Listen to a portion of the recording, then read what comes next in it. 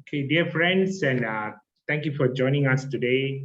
We're going to have our guest speaker, Catherine Peter, who's going to show you some basics yoga postures, and she's going to speak about her from her experience teaching yoga for elderly and youthful, young people, and middle-aged people, and all kind of people. And she's a very experienced yoga practitioner.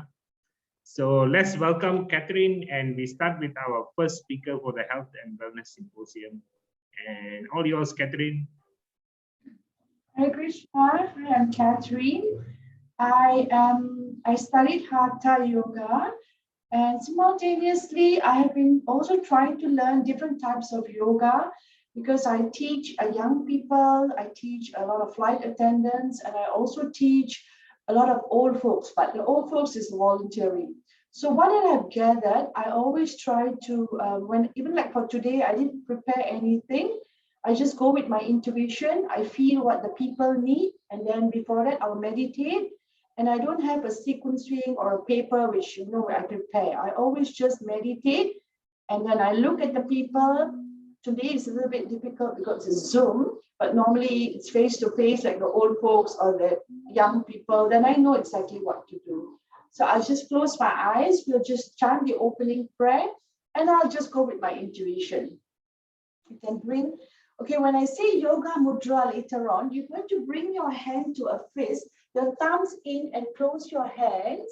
This is when I say to make a fist, this is what I mean. Okay, so for now, we'll just start with the opening prayer. You can bring your palms to Namaskara Mudra, eyes closed, spine straight, engage your core, roll your shoulders back. Just imagine with your eyes closed, you are watching the tip of your nose. And just watch your inhalation, exhalation. As you inhale, just imagine there's a car tire around your waist. As you exhale, all the air must come out. Inhale, you want to bring all the air in, and exhale, all the air must come out. Just feel like as though your navel wants to kiss your tailbone. Just keep breathing, watching your breath while I chant the opening prayer. Om Sahana Bhavatu, Sahano Bhunaktu, Sahaviryam Karavavahe, Tejasvina Vaditamastu, Ma Vidvishabahe. Om Shanti Shanti Shanti. With your eyes closed, make a fist from your right hand, bring it behind, touching your tailbone, and your left hand holding on to your right hand, and just bow down as low as your body allows you to go this morning. And while you're there, just imagine your forehead resting on the feet of your favorite deity, and you want to ask them for protection, and you want to seek their blessings, not only for your daily lives, but also for the next 1 hour. You want to use your inhalation, exhalation as your intuition. Just remember, yoga is a journey, it's not a destination. Any point of time you find your inhalation and exhalation is getting shorter, the body is telling you to release, let go. While you're there, resting on the feet of your favorite deity, we also want to let go of our ego, not only for our daily lives, but for the next 1 hour, half an hour. If you find that you are stuck in any postures, it's better to go with your intuition, using your inhalation and exhalation. Now slowly bring yourself up, all the way up. Okay. We will start off with a simple neck rotation. Tuck your chin into your collarbone.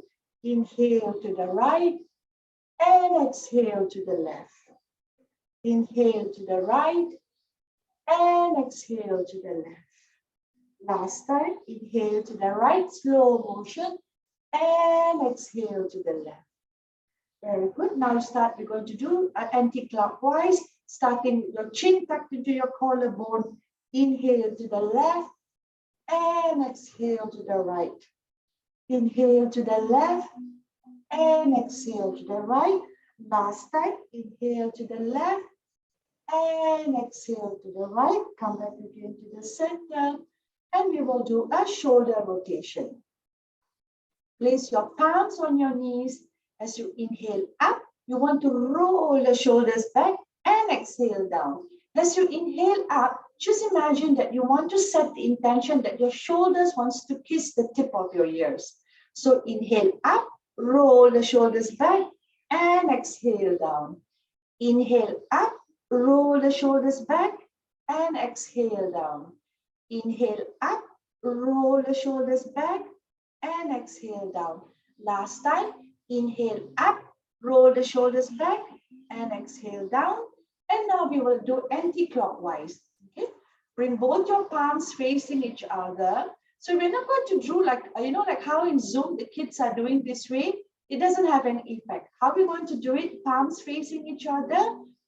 Bring both your elbows back. It's like your elbows wants to kiss each other behind. Open up your chest, roll the shoulders back, open up your heart chakra. Just imagine, keep your eyes closed, elbows back. Just imagine elbows wants to kiss each other. Engage your core, push your chest forward, open up your heart chakra. Imagine there's a green light there, a green turquoise light there. And you want to receive all the abundance, which is your birthright and your entitlement. Now lift the shoulders up and come forward, all the way forward. Inhale, roll the shoulders back, elbows wants to kiss each other. You can do a manifestation here on what you want to manifest for yourself for the coming year. And as you exhale, bring the shoulders forward. Inhale back, both elbows wants to kiss each other, chest forward, heart open, green light there. Receive and manifest what you want for yourself. And exhale, come forward. Very nice, very good. And now we will do the Gomukhasana, which is the cow face. Bring your right hand up, all the way up. Very good. Bend your right hand, bend your right elbow. Just a moment. Sorry, just a moment. I'm so sorry. I think I'm not getting that. Yes, yes. Bring your right hand up, engage the core. It's like you want to reach out for something far, far up in the ceiling. Bend the elbow. Bring your left hand and interlock it with your right. You want to do the Ganesh Mudra. The Ganesh Mudra, it helps us to remove all the obstacles in our lives. We may be having blocks, a lot of things we are manifesting, it's not coming to us. Perhaps there's some karmic blockages. We want to release the karmic blockages. And the mudra that you are doing is Ganesh Mudra. Very good. Stay there for a few more deep breaths. And now take a deep breath in, engage your core. Try not to hunch forward. You want to bend forward, setting the intention that the navel wants to kiss the ground. So come forward, come forward, come forward, all the way forward, and stretch the lower spine. The moment you feel your hips is lifting up from the yoga mat, the body is telling you that's your alignment. Stop and breathe.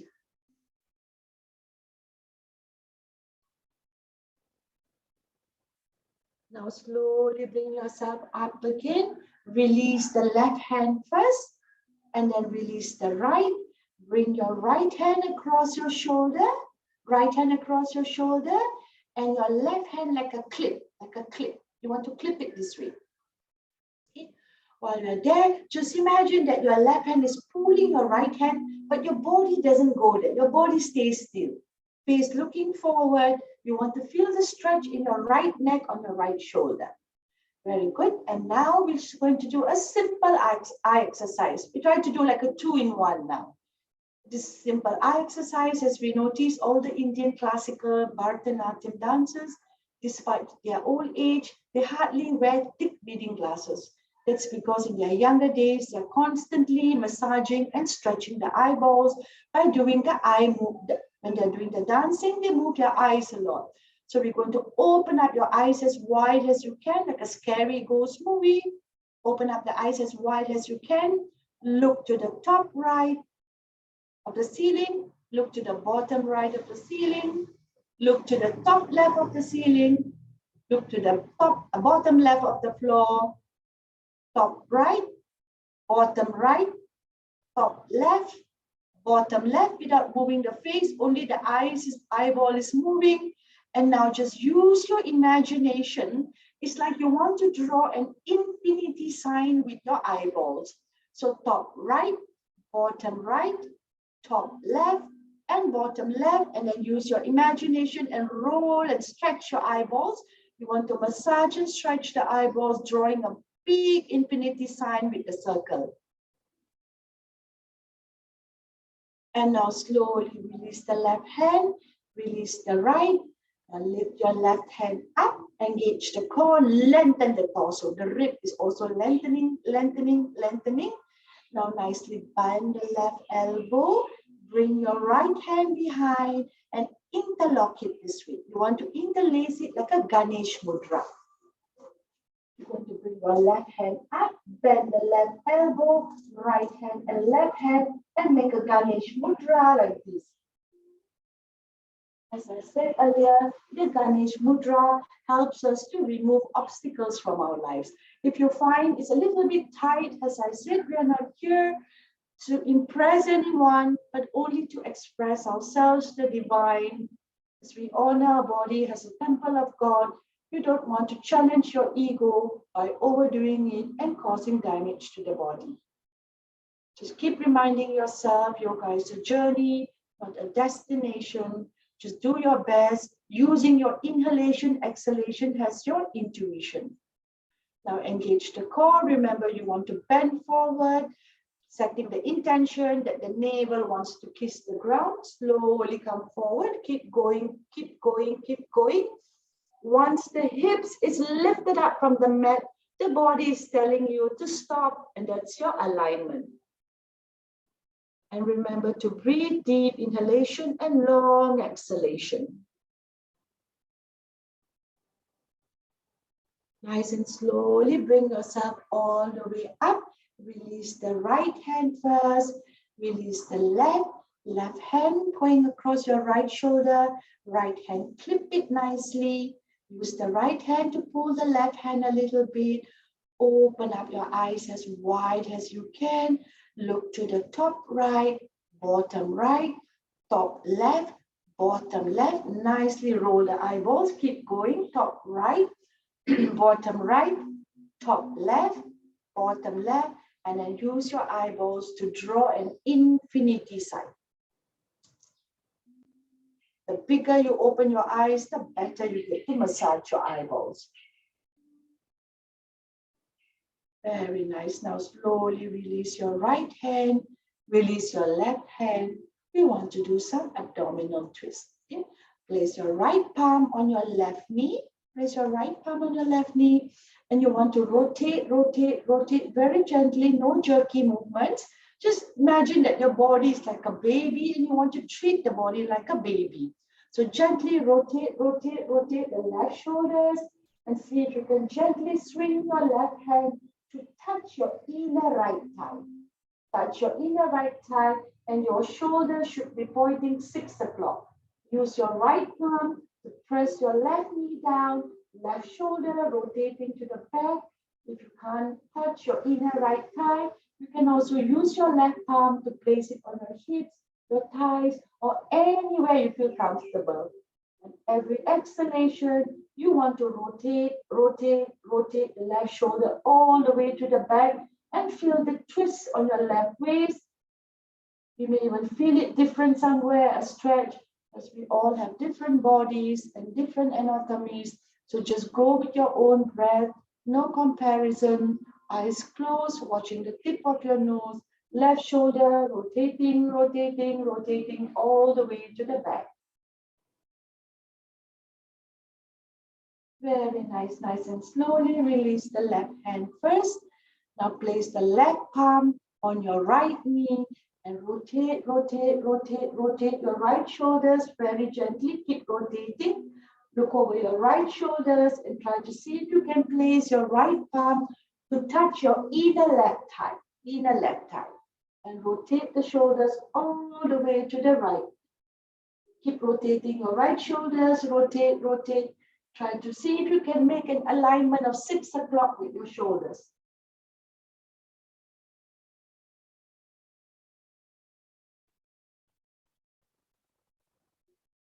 Very good. Now slowly release the right hand. Bring both your hands in front of you and just check your inhalation and exhalation. And now we're going to just use your own, we all have, as I said, I can't see you, so just use your intuition. I'm going to place my palm behind me like that. See, we all have different shoulder blades. Some people have a curved shoulder. Some people, they work out in the gym. The shoulders is a little bit broader. So go with your intuition. I'm going to place my palms this way in a relaxed pose. It's like I'm sitting in the beach watching the sunset. You can do it with some people place it this way, some place, but just go with your intuition.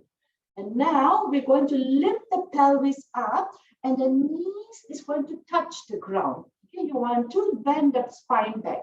When we learn to bend the spine back, our mind and our thinking automatically becomes very flexible with all the decisions we have in life. We don't become so rigid. So how we're going to do it, you're going to take a deep breath in. You're going to take a deep breath in and you're going to lift your pelvis up. Lift your pelvis up, engage your core, push the pelvis up. Keep pushing, pushing the pelvis up, roll the shoulders back, eyes closed, watching the tip of your nose. Heart chakra is opening layer by layer by layer. And while you're there, you can also use your inhalation, exhalation. As you inhale, inhale and manifest what you want for yourself. See that your heart is open, green light there. That's the color of the heart chakra. You want to open to receive all the abundance, which is our birthright. Now, listen, slowly drop yourself all the way down. Very good, very nice. You can bring both your knees forward, straighten both your legs. You sit in Dandasan. And this is Dandasan. Now you can use your palms to massage your knees, your upper thighs, your calves, your ankles. Very nice. And now place both your palms behind you and just go back a little bit. Toes and heels kissing each other, toes pointing forward like a ballerina. Like a ballerina, yes.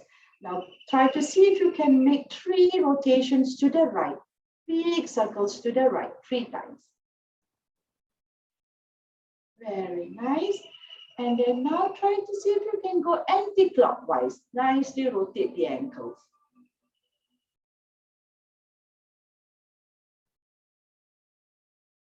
Very good. Now wriggle your knees. Very good. Very nice. And now try to see, we just want to do a little bit of hip opening. We'll sit in Purna Titali, which means a butterfly. See if you can bring both your heels together, both your heels up. First, both the heels are kissing each other. Okay, then bring both your hands behind and you can lift your pelvis up. You want to bring your perineum, your Muladhara chakra is touching your tip of your heels. Okay, the Muladhara chakra has to touch the tip of the heels. Very good. Now imagine your leg is like a book and you want to open up the book nicely. Both palms behind you, supporting you. See if you can flap your hips. Okay, our hips. As I said, I work a lot in the old folks' home. To some people, they're not hurt because they fell from a chair. They're hurt because the hips is so weak. Especially one lady from osteoporosis, the hip is so weak because there's no exercise there for the hip. So try to see if you can do this. Just keep flapping, flapping, flapping. If you find any intense pressure, you can even sit this way. It's okay. The intention is just to flap the feet. We try not to compare. As I said, we all have different bodies, different anatomies, and just go with what your body wants to tell you to do. Very good. And now slowly release the leg, and we will sit in Malasana. Malasana is a very spiritual posture. As is like in the Isha Foundation, I learned that when we sit in Malasana, something happens to our spine. So even those of you who are young mothers who have kids at home, try to see if you can sit like that and play with them. Yes, very good.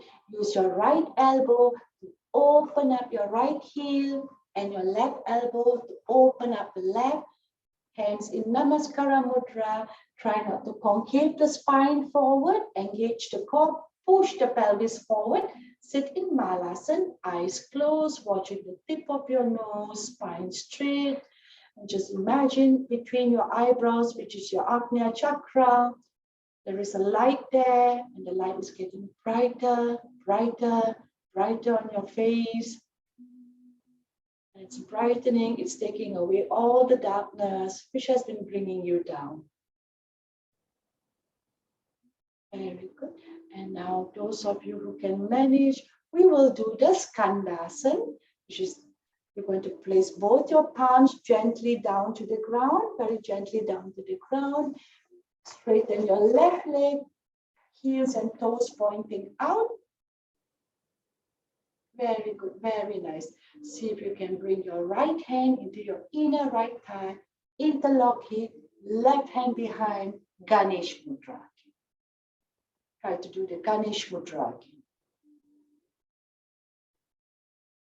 Be nice. Now slowly, no jerky movements. Remember, the body is like a baby. Place both the palms in front of you and no jerky movements. Slowly shift the weight all the way to the left. All the way to the left. Heels and toes pointing out. Heels and toes pointing out. Left heels and toes pointing out. Left hand underneath the left hand. Right hand swing behind. Ganesh Mudra and stay there. Open up. When we open up and stretch our inner thighs, our Muladhara chakra gets activated.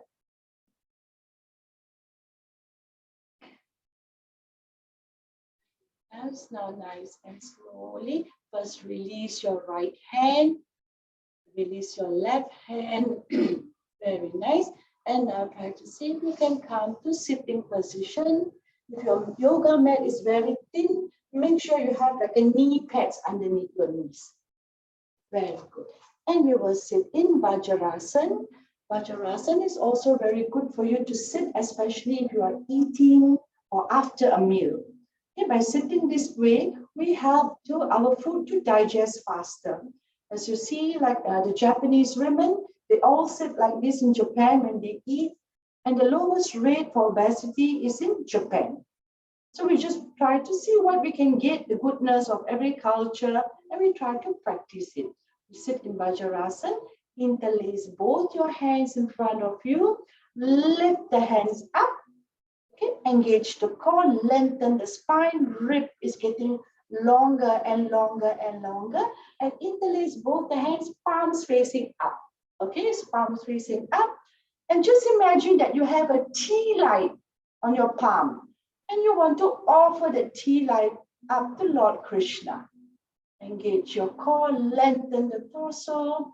While you're there, imagine there's a ghee lamp. Maybe there's a ghee lamp there with a light shining, bright light, and your palms is holding the ghee lamp. Every inhalation, exhalation, you say internally to yourself, Hare Rama, Hare Krishna, Krishna Krishna, Hare Hare, Hare Rama, Hare Krishna, Krishna Krishna, Hare Hare. Now take a deep breath in and try to see if you can bend all the way, go down all the way to the right. All the way to the right. Keep stretching your waist. And slowly come back to the center. You can go all the way down to the left. Keep stretching, stretching, engage the core, lengthen the torso. Rib cage is working. Nice and slowly bring your hands back. And now we want to interlace both our hands behind us. We're going to do it like this. We're going to interlace it like this, and we want to lift the hands up. Lift it up 90 degrees. If I can't see you sideways, but if I'm looking at you sideways, it is a 90 degrees. Roll the shoulders back, open up the heart chakra. We want to work a lot on our heart chakra. You see a lot of people hurt here, disappointed, guilt, anger, because the heart chakra is blocked. So roll the shoulders back, palms nicely pressed together behind. Every exhalation, your camera is off, but if your camera is on, I won't be able to see your shoulder because the hands has opened up nicely. Very good. Eyes closed, watching the tip of your nose. Imagine the green light in your heart is getting brighter and bigger and brighter. Every inhalation, just do a manifestation for yourself.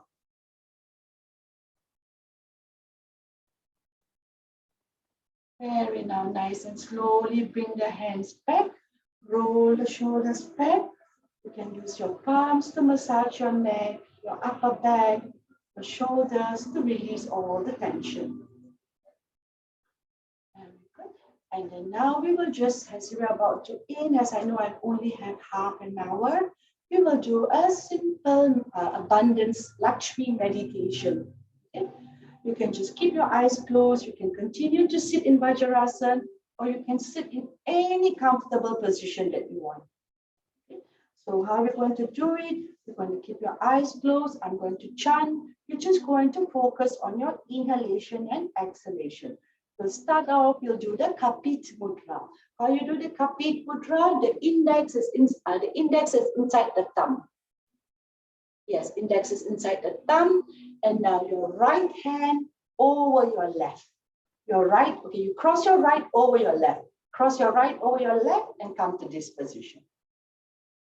Very nice. Stay there. Eyes closed, watching the tip of your nose. Just follow my simple instructions. Just imagine right in front of your face, there's a nice pink lotus flower. And on top of the lotus flower, Goddess Lakshmi is sitting in that flower. And Goddess Lakshmi is the goddess of abundance. And next to Goddess Lakshmi, there's two white elephants. And the white elephant is Gaja Lakshmi. This is the symbol of abundance. As the year is coming, we want to summon all the abundance to our lives. Eyes closed, take a deep breath in. Om, Hring, Shring, Hring, Kamle, Kamalale, Prasid, Prasid. Just visualize and manifest what you want for yourself.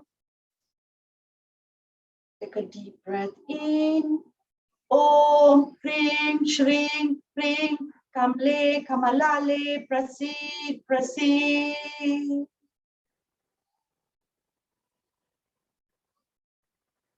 Take a deep breath in. Imagine there's a TV screen in front of you. It's a blank screen. And you are the director of the movie, and you are also the actor or the actress. You get to choose the situation that you want to manifest here for yourself. Money, joy, love, abundance, happiness. Just imagine the screen, like a big cinema screen in front of you, and make it so visually, so real to you. Take the final deep breath in for the day. Om, Hring, Shring, Hring, Kamle, Kamalale, Prasid, Prasid.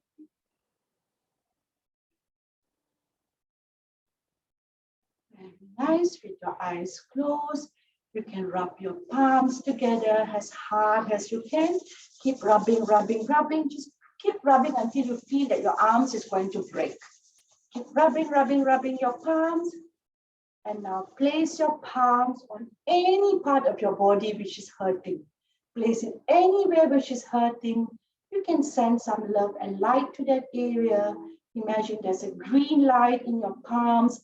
The green light is also the color of our heart chakra. And the green light is also the color of Archangel Raphael. He's the healer. Just imagine the green light there. And if you feel comfortable, you can also tap whichever part which is hurting you. You can use your palms to tap. You can tap, tap, tap if you feel your back is hurting you, anywhere is hurting you. If you feel your heart broken, you're upset, you can also tap your heart. It's okay. As you keep tapping, just imagine the green light there. A green turquoise green light in your palms. Nice. Now rub your palms together again. Place your right palm on your Anahata chakra. Your left palm, place it slightly near your navel, which is your Manipura chakra. Imagine there's a green light on your right hand, and on the left hand, there's an orange light there.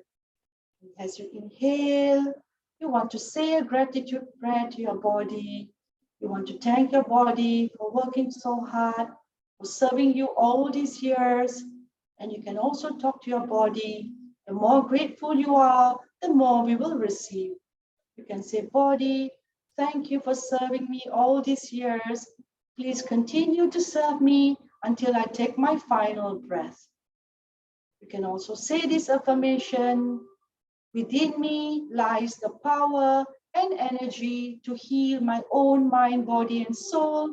Mother Earth, Mother Gaia, Mother Nature, Goddess Lakshmi, the Divine, the Creator, we call upon them to help us, to assist us in this process of healing our own mind, body, and soul. Now rub your palms together again for the last time. Bring it in front of your face like a little prayer book. Like a little prayer book, eyes closed, the tip of our finger, therein lies Goddess Lakshmi, the goddess of abundance. We ask for abundance in all areas of our life: peace, joy, love, happiness, money, anything you want. In the middle of our palm, therein resides Goddess Saraswati, the goddess of wisdom and intelligence.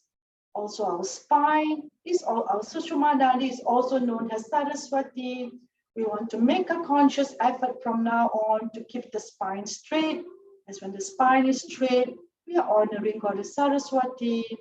And also when the spine is straight, the spine is like having a matrimonial service with the cosmos. And when we do yoga, our energy connect with the cosmos. Most importantly, remember our spine is a spiritual part of our body.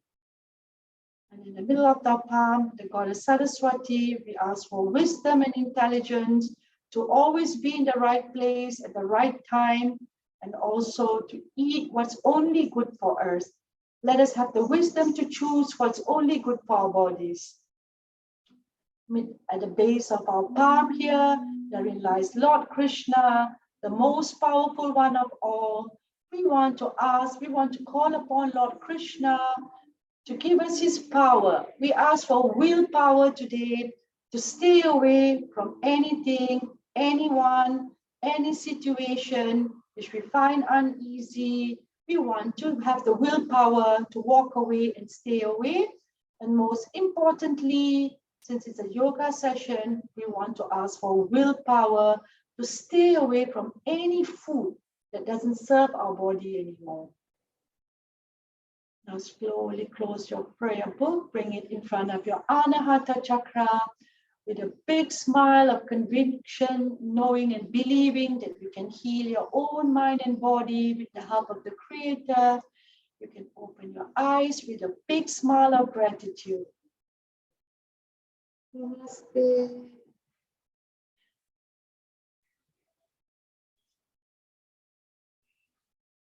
Thank you.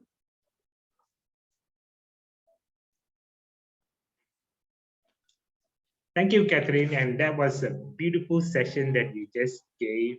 And I like all the mantras that you chanted.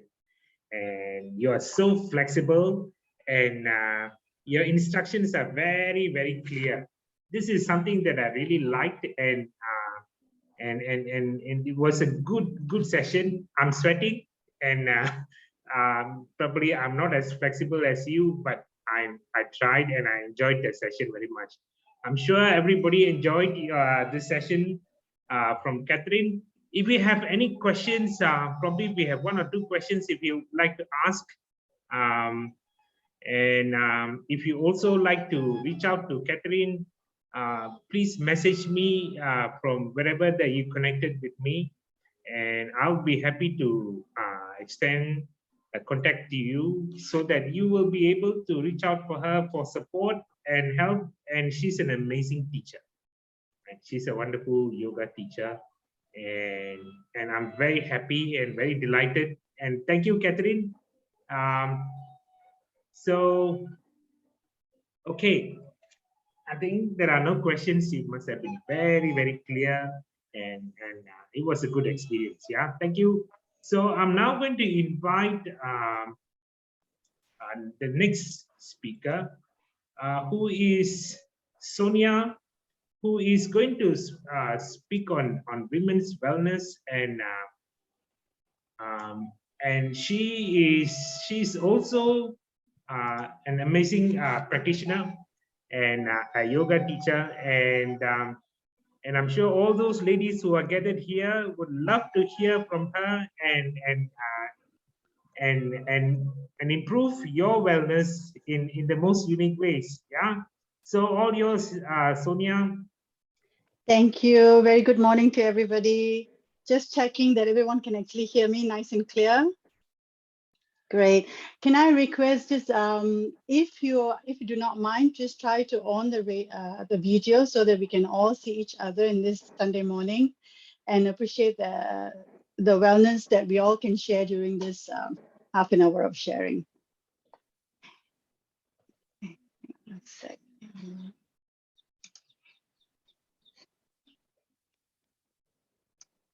I would like to share something. Give me 1 second.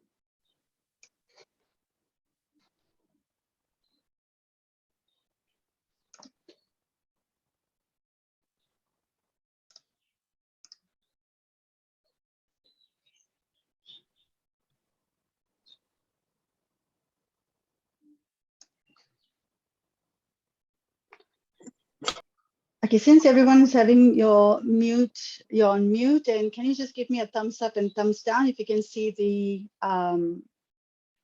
slides that I'm presenting? Great, thank you, Catherine. And first of all, Catherine, thank you so much for that half an hour session. It was really, really great and kind of got us to our momentum on Sunday morning. And thank you so much for that. Okay, so let's begin today. Thank you everyone for this support. I know this is last minute, or some of you may have received this in that last minute, but thank you for coming on board. So let's begin. I'm a yoga facilitator. I teach women on women wellness yoga, and I predominantly teach pregnancy yoga. I'm also a breath coach, and I bring upon or incorporate my breathing techniques into all my practices, whether it's just general wellness, whether it's pregnancy, or it was postnatal, postpartum. So let me continue and see further. Okay, before we move on, just a little notice or disclaimer. If you do have, if you're pregnant or you menstruating, there are certain exercises that you need to back off. Please back off, and when you're ready, just come back into your practice. There's two main practices that we will do. They're very small practices. One is on the breath exercise, and the other one just to kind of understand where your pelvic is. These are going to be very small practices, but if you do feel discomfort or if you're in your cycles, please refrain from doing this practice. Moving on. Okay, so the topics that we're going to cover, they're just four subtopics, and we're going to go through very general concepts of yoga, and that's one. Secondly, we're going to do breath awareness. We're going to check in with our breath awareness, pelvic floor awareness, and understanding our physiological process. So let's start with the slides. So yoga, as many of us know, we have different ideas about what yoga is. Different people have different understanding of what yoga is. And there's historical, there's a Sanskrit version, there's a scientific version, but predominantly everything brings down to just one thing, which is yoga is a system of self-care, and everything you can positively think about, which is optimizing your physical, your mental, and your emotional well-being. Yoga allows us to align our postures in our daily activities. So when I say daily activities, it's about how we stand, how we do things, how we stand even when we're brushing our teeth, how we sit. You know, nowadays everyone's sitting at home and working on our desks. for those working from home stuff. And how long do we limit ourselves in our sitting, and how do we actually breathe? Do we have an awareness on how we actually breathe? 1 second. So we are just going to touch on the superficial level because quite honestly, we don't have that much of time to go in depth of everything, but I'll try my best to cover as much as I can.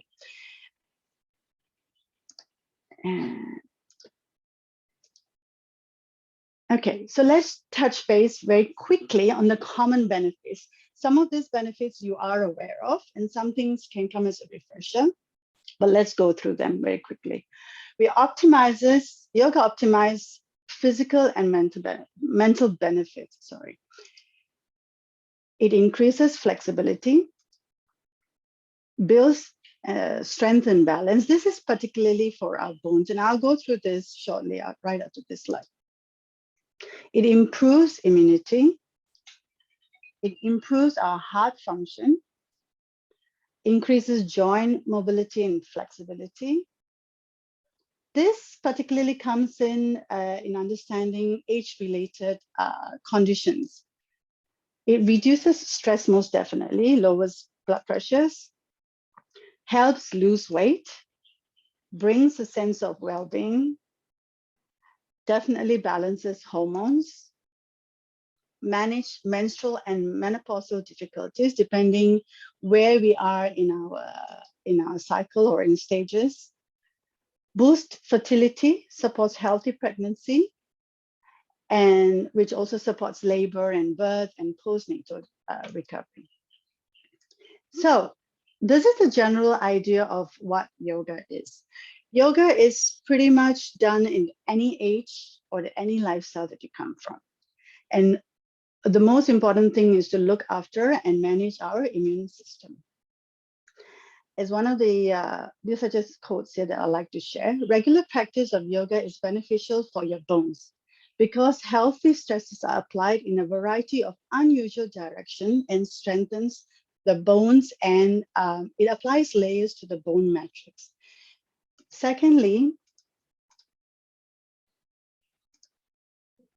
when you get sick, when our immune system is low, and when we get sick, be it cold, be it cancer, be it rheumatoid arthritis, these are all immune-related diseases.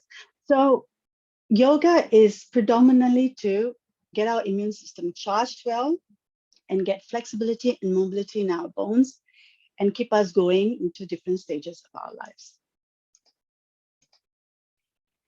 Let's now come to the next subtopic of our presentation today, which is breath awareness. The mind is king of senses, but the king is the mind. The king of the mind is the breath. Before I go on, I just want to have a quick, those who have seen the slide already, maybe you just want to erase that, but have a quick think about how many times in a day do we actually breathe? And if you're thinking between 17 to 21,000, and that's right. An average person actually takes 17,000 to 21,000 breaths just in one day. And that's a lot of opportunities for us to be mindful because each breath changes the shape of our organs. And why I say that is when we breathe and we take a lung full of air in, our diaphragm actually moves down and pushes the organs out. And more often you'll hear instructors in studios or any instructors saying that breathe into your belly. That doesn't mean we're literally breathing into our belly. The air doesn't go straight into our belly. There's a physiological change that happens. And this is just one example of how it shapes our organs.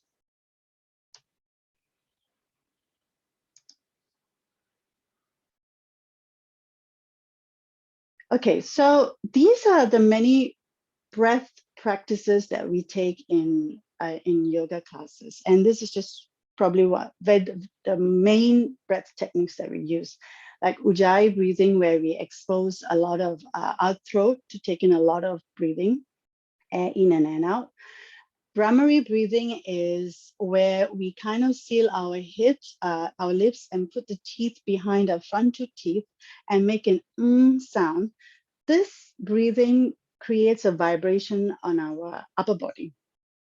Nadi Shodhana, I think a lot of us will be quite familiar with this technique, which is the alternate nostril breathing.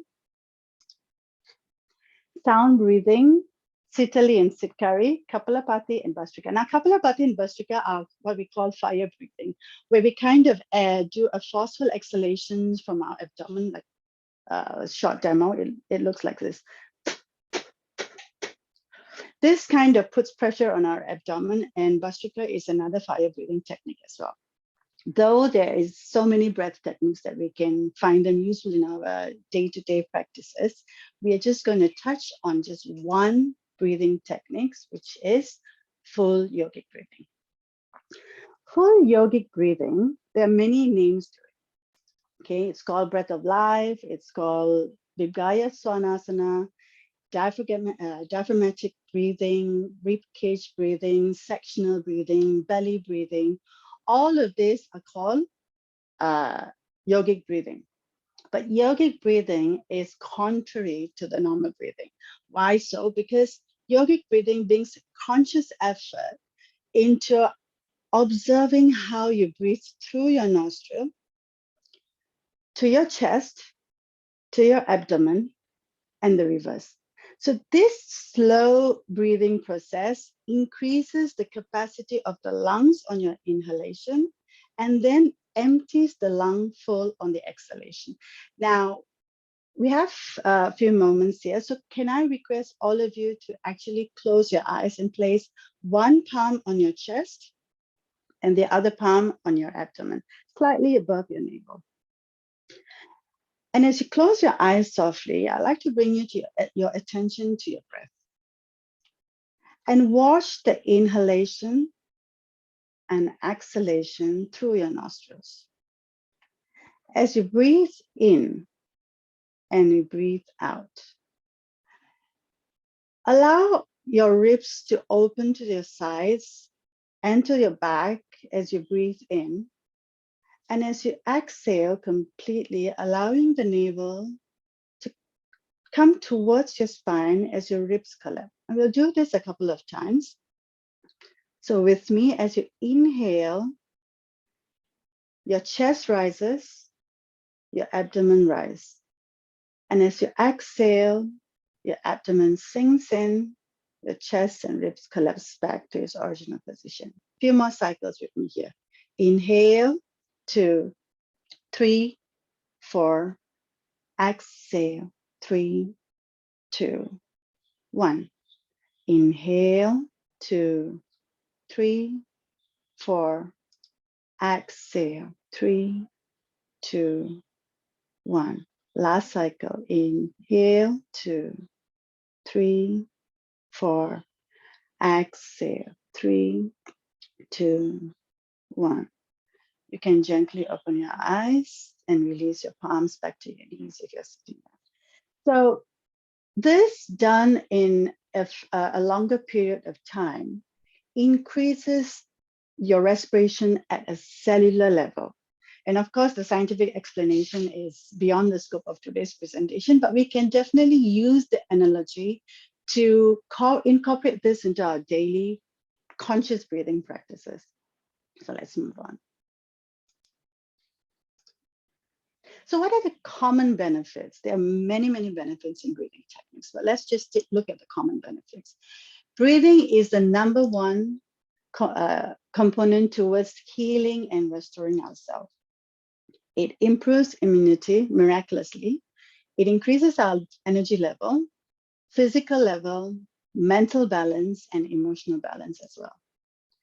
Every exhalation is an antidote to pain, and this is particularly true during labor. So any mothers here or any pregnant ladies here, you would understand what I'm saying about this quote. It oxygenates and cleanses all tissues of our body through breathing practices and opens the door to our nervous system. Why so? When we breathe consciously, we are balancing both our parasympathetic and sympathetic nervous system, our rest and digest, and our fight and flight nervous system. So here we end our the awareness on our breath. So we move on to the next one, which is the pelvic floor awareness. If you have any questions, please compile them to the end of the presentation. So we'll discuss about that later on. So let me move on to the pelvic awareness. This is the key component of today's presentation. And if you have any questions or need directions to who you need to see in order to understand where you are with your pelvic floor, I have certain therapists who can look after this, so get in touch with me later on. So let's move on. I'm sure most of us recognize this posture in this image here. Okay, the first one is an anterior pelvic tilt, and the second one is a posterior pelvic tilt. And moving on is where your pelvis shifted forward. It is hyperextending your hip joints and your knee joints. And the last one is your pelvic tilt. Now, while you're all seated, can I request you to just observe your sitting bones on the chair or on the floor? And as you're sitting down, keeping your spine straight, your chin parallel to the floor, your head, neck, and spine in one line. Now, if you can observe your sitting bones on the chair, having it neutral, I just want you to tilt forward. That means there's an arch in your back. Your belly comes forward, your chest is forward, and you're creating an arc at the lower back. This is forward tilting. And I want you to slowly move back. Take the time to observe the shift. Slowly move back, round the spine, and tilt the pelvis forward. So it becomes a bowl like this. Now do this a couple of times to just create an awareness. So you tilt your belly forward, arch your back, chest forward, and then move back. So rounding your spine. So now with the hands, so if you can place your hands on your knees, we're going to tilt forward. So push your shoulders front, chest front, arch your back, and now tilt back. Round the spine, tuck the shoulders in, and tuck the tailbone in. One more round. Inhale as you come forward. Just observe the sitting bones. Just this simple shifting and tilting of the pelvis creates circulation in your pelvis. And exhale as you round your spine and come forward. So with this, come back to your neutral pelvis. I hope you find this tilting of your pelvis, even when you're sitting at home on your desk for long hours, you can do this just to simply create movement and flexibility to your pelvis joints. So let's move to the next slide. Here I am obliged to show this picture here, basically to create an awareness or allow you to understand that a pelvic floor muscle is just not one sheet of muscle that is on our pelvic floor. There are different kinds of muscles there, which is interlinked, especially if you look at the female perineal muscle. There are 7 to 8 muscles that kind of intertwine together. Why are there so many muscles? Let's just look at it now.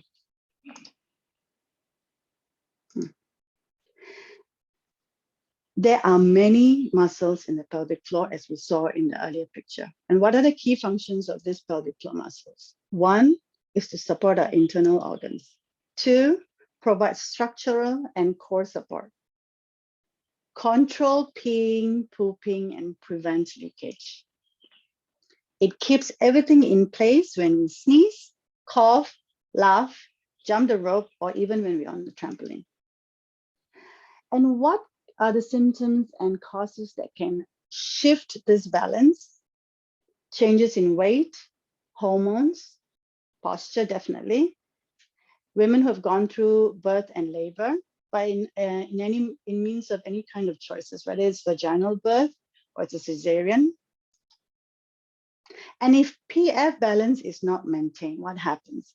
This can lead to pelvic organ prolapse, urinary incontinence, lower back pain, and pelvic girdle pain. And I'm sure 9 out of 10 of us here would know how it feels when we are sneezing and then we have urinary leakage, or when we cough, we have the urinary incontinence. And during the PMS times, during premenstrual stages, our lower back really hurts in our pelvic girdle. This is also in contribution to weak muscles around our lower back. It is equally important to understand if your PF is hypertonic or hypotonic, whether it's toned or it's elastic. It is elasticity. Now, when I say this, of course, this is when I earlier mentioned about having to see a pelvic therapist, a pelvic physiotherapist, who will explain more about where your pelvis are, because on the outside, and even as yoga instructors, we are not able to conclude whether your pelvis your PF is actually hypertonic or hypotonic. So we need experts' advice on this. But the good thing is, the truth, there are many, many, many asanas in yoga practices that can strengthen as well as relax the PF, simply by understanding how to position the body in its functional movements. So let's just go through what are the pelvic floor balancing postures that you can go through. It needs movement, particularly in relaxation, activation, and maintaining balance. Here are a few postures that you can simply do anytime, anywhere.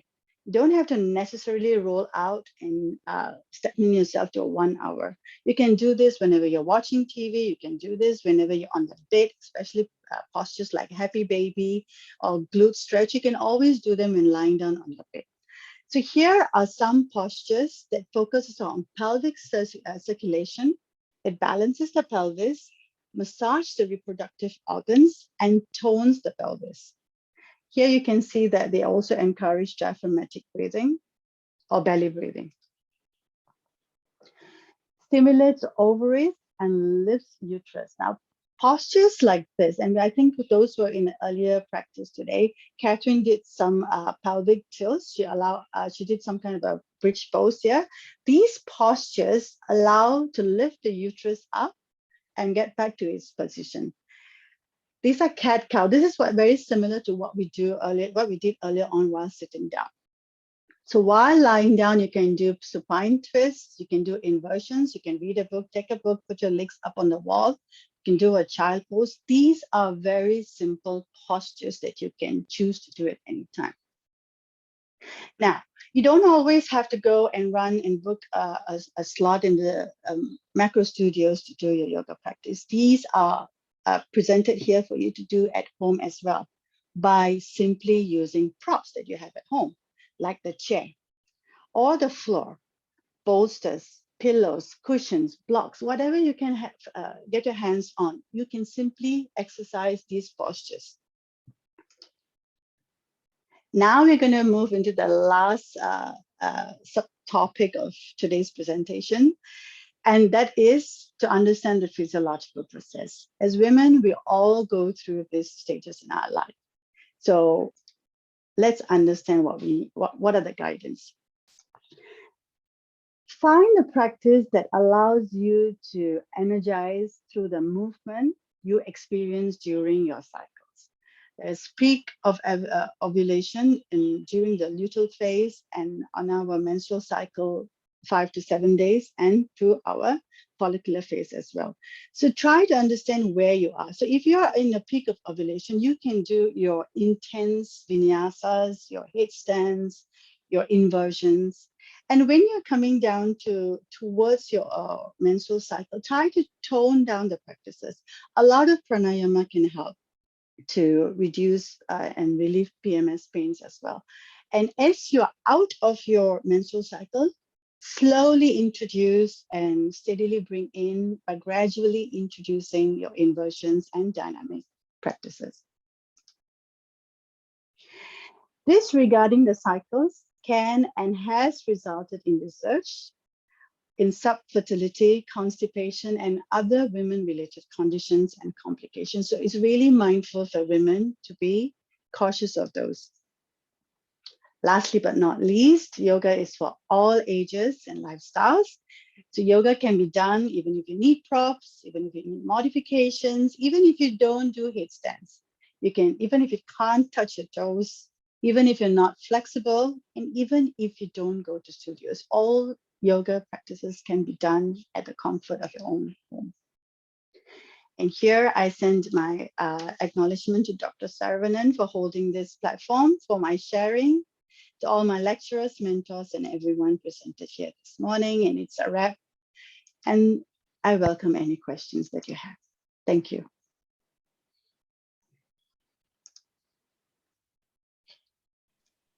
Okay, and that was a very interesting session that we had just now. I learned so much from you. As much as women understand their well-being, and especially about their pelvic wellness, it is important that men understand it as well. I saw one other man who's also here, and well, when you understand your woman's health, you can appreciate your woman much more. Yeah, so, and you can support her and nurture her in her wellness, and as she struggles and she finds her space to deal with health and well-being. Good sharing and some interesting exercises that you shared, and I hope there's a good takeaway from this session from everyone. And if you have any questions, do please ask Sonia, and if you need to connect with her, you can WhatsApp or Facebook PM me, and I'll be happy to link you with her. She's an amazing teacher. She has been teaching some of my clients and supporting them with their yoga and wellness, and been doing it for some time now. And so yeah, so connect and be in touch and be connected. Okay, so any Hi, questions? Sonia. Thank you. This is Angie here. And I wish, yeah, I wish I had had this talk or met someone like you much earlier when I had kids, but it's never too late, as you say. My question is, I know that those postures are there and you showed, but I guess you still need someone to kind of teach you to do it properly, isn't it, before we start embarking on this journey? And my concern currently is this long hours we spend sitting down in front of our laptops, yeah, and the pain that is giving at the back, yeah, the back pains that I suffer. So is that something that I need to be mindful of, or that I can do? Because I know I tend to sit long hours and I forget to take a walk and come back, and I just carry on. And then after that, when I get up, the pain is just excruciating. Yeah, some advice from you.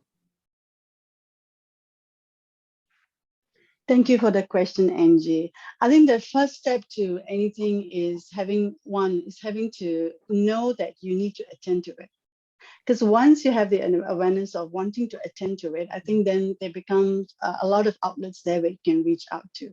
Because there are YouTube, on YouTube itself, you can, if you type on pelvic exercises, there are guidance. There are lots of platforms out there. So it's a choice as a practitioner that you can choose of either online guidance, or you can have one-to-one sessions where you engage an instructor. So every practice is unique to the practitioner. There's no literally one practice that fits all. Because the instructor for us, we kind of identify where you are. As there are different levels of practitioners as well, and from beginners right up to intermediate. So the stress and intensity or the flexibility that we introduce is only after we identify what the intention is. So you may want to focus on, if you're just focusing on pelvic, then there are exercises that we introduce to you or customize just for you to focus on that. But not necessarily, this is just one advice or option I can offer.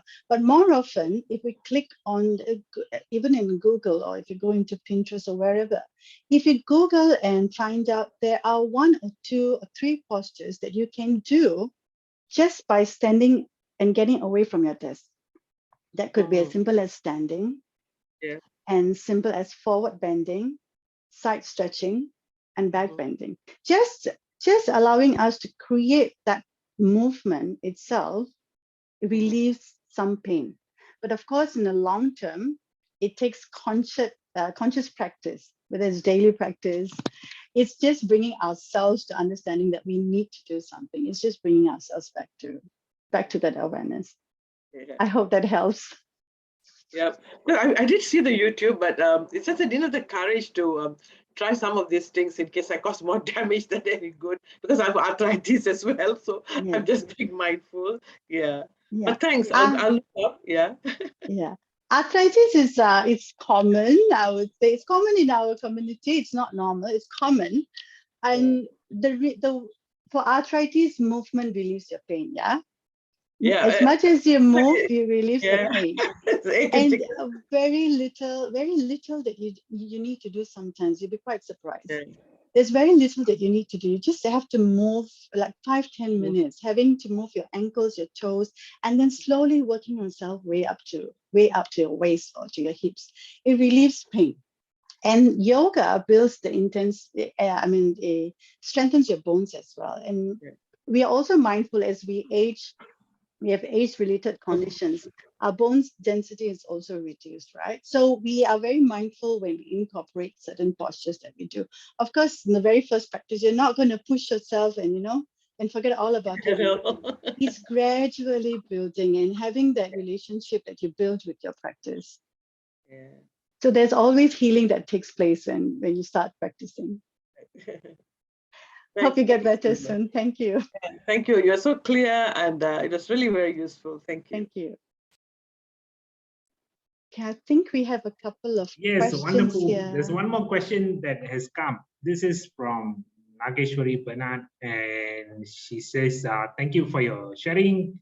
What tips do you have for ladies who do body weight training with regard to being mindful about their breath and pelvic floor health or carrying out these non-yoga activities? Okay, thank you for the question, Nagesh. However, I wouldn't classify bodybuilding or running as a non-yoga activity. Yoga itself, by definition, is the awareness of having your mind-body relationship. So even when you're doing your running, or even when you're doing your bodybuilding, you can always incorporate pelvic awareness postures, which means before you do your running or your bodybuilding or gym exercises, there are warm ups and warm downs that you do. Identifying where you are with your pelvic floor and having that relationship is the key. We can't really excuse that they are non-yoga activities. All activities are actually building us to our inward, building us to our mind, helping us to connect our mind and our body through the breath. So having that consciousness, you can slowly incorporate the awareness of your pelvic floor. I hope that answers your question. Thanks, Sonia. Yeah, I mean, I realized I've just become a lot more aware as I'm trying to get more active, and I'm trying to incorporate a variety of different activities in my exercise or workouts. Of course, the Surya Namaskar that you've also taught me, I also try to make it a point, but not as a form of exercise, but more as a way to align the body. I mean, because it's more than exercise, right? Yoga. So yeah, I've read a lot about how when you're doing these exercises, running, because it can take quite a toll, because it's a very strenuous thing, and it's a lot of pressure that's put on our organs. So it's good to, one of the things that's always recommended to do is to, I think, engage the core. So contracting the pelvic floor muscles, which includes the muscle for women around the vagina and anus and all that, when we're running. And also, I mean, from your point of view, is that something that's very helpful to do when we're engaged in things like running and training in the gym or whatever? For regardless whether you are hyperactive in your exercises or you are not so active in your exercises, right? The key thing is to identify where you are, and there are a few exercises which we can talk about, is that engaging the core muscles is not simply from the muscular level. It's not on the superficial level. Engaging a core, it comes from the internal, and in yogic practices, we call that the lock that we do. So it's releasing the pelvic floor muscles and then engaging the pelvic floor muscles. And this includes the anus, the vagina, and the clitoris. Or this is a little bit anatomic, but let me just explain to you.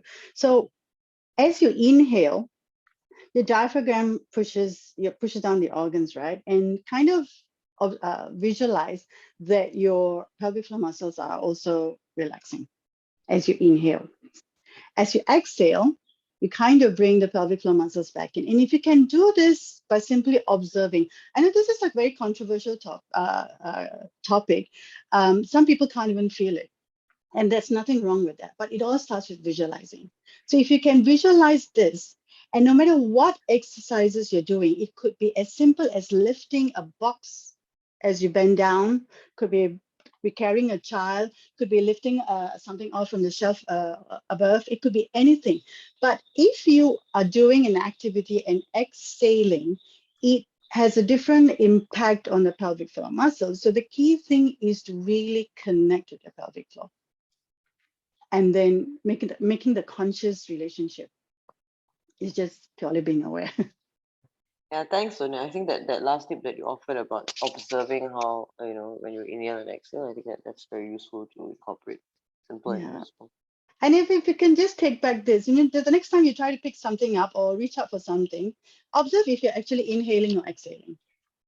If you are exhaling, your pelvic floor is going to relax. And then if you're going to inhale, just try to take this exercise back and see how it helps. Thanks. Thank you. Okay, very good. One more question from Ruben. Hi, I do kegel exercises, but how can you tell if you are clutching your pelvic floor? Thank you, Ruben, for the question. However, I wouldn't be able, as an instructor who's teaching, I wouldn't be able to see whether you're clutching your pelvic floor by your facial expression. So it'd be best if you get in a connection with your pelvic floor. So by the explanation I gave earlier, so if you are inhaling and exhaling, just by sitting down right now, and as kind of observe whether you are relaxing your pelvic floor or you're tightening your pelvic floor. And these kind of advice typically comes from a pelvic physiotherapist. So I would say get in touch with one of those and you can find out more. But on the practice, on the posture, asanas, the point of view, it is we guiding you to bring your awareness back into your body and understanding how your pelvic floor is working, and for the matter, all parts of your body. I hope that helps.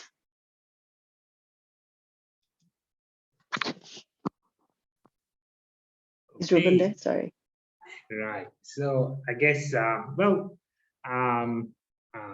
what you shared and the questions you tackled just now actually helps and shows that you are a very experienced yoga practitioner and you're focused on health and helping people to overcome some challenges. I'm so proud of you, Sonia, and you've done a wonderful job. Okay.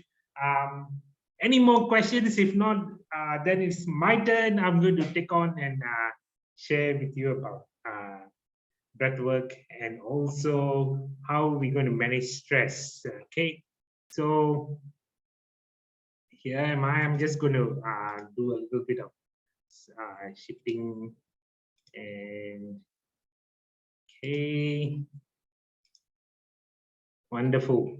Okay, well, welcome again to our Wellness and Health Symposium.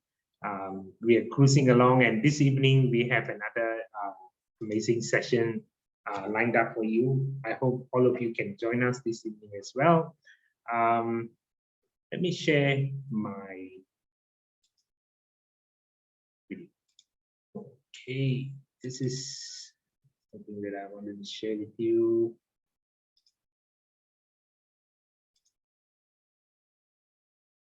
Okay. Hang in there. Okay, I trust you can see my my sharing now, and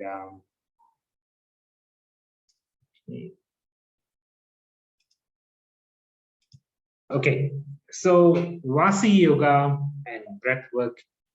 This is an amazing field of ancient science that has been used actively, and is now increasingly becoming popular as more and more people are getting very stressed, and people are looking for simple and quick solutions to overcome their challenges and especially their stress. So Rasi yoga helps you to achieve that, and I'm going to share with you some simple exercises that you can do. From what capacity I'm sharing this with you today?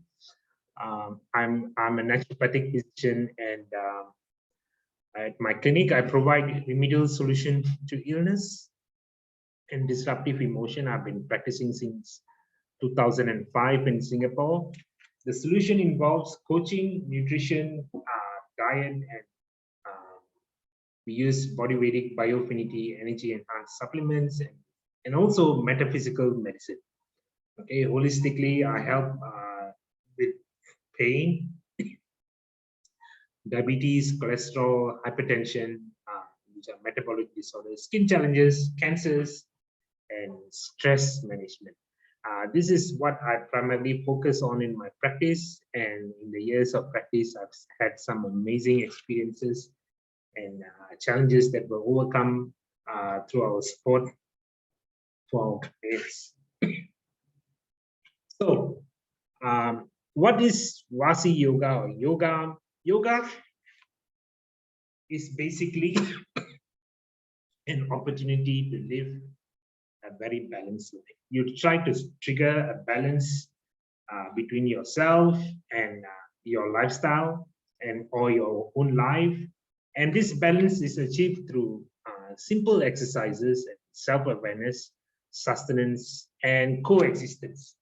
Okay, self-awareness is basically about knowing yourself and knowing how your body works, your mind operates, how are you emotionally, and also recognizing your spiritual state.